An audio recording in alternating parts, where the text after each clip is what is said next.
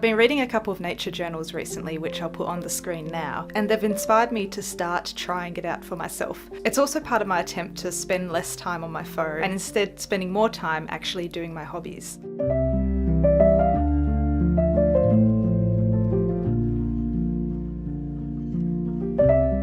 So I filmed this on a very early spring morning. I went outside, breathed in all the pollen until my eyes became very watery, and I did a bit of painting. Now I just want to warn you that although sometimes my artwork is not too bad, painting from real life is not a skill that I have. And especially when it comes to painting any type of flora, my skills are more or less the equivalent to what they were when I was 10 years old. So they're getting better, but I just want you to brace yourself, just in case there's a couple of paintings that are a bit of a jump scare in the skill level. Having said all that though, I really actually did like my illustration for the pink heath that I did at the start. It's very simple, but it was cute, you know? But it does go all downhill from there, so you have been warned.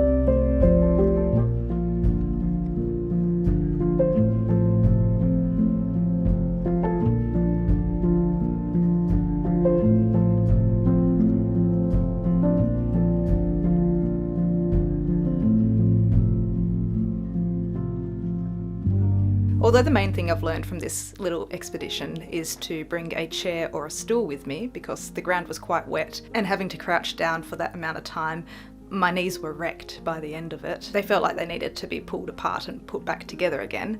That aside, the one thing I did particularly enjoy and learn from this experience is how much time seems to both slow down and speed up when you're doing nature journaling or just painting outside. I think it's because you're so focused on what you're doing and what's happening around you, such as like, is there a spider crawling up my leg, or am I about to be bitten by an ant? And then you're also focusing on what you're actually trying to paint and trying to get a picture that's representative of what you're seeing in perspective and colour and shapes and sizes and lines that you're working with.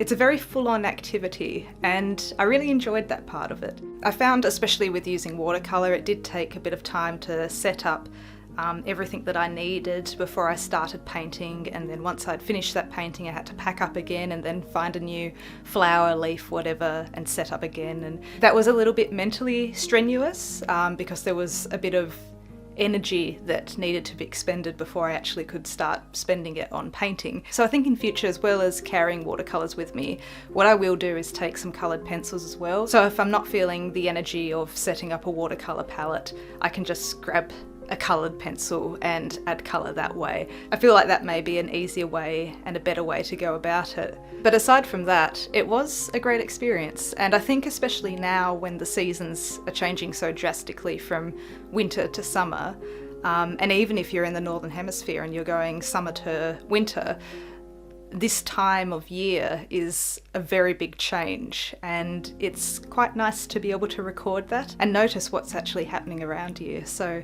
I did enjoy that part. And yeah, that was my quick foray into nature journaling. Here are all the things I drew that day, including Ginger and Nutmeg, my chickens, and it was a day well spent. And yes, I finally recorded another video. Hooray! I'll see you next time. Bye!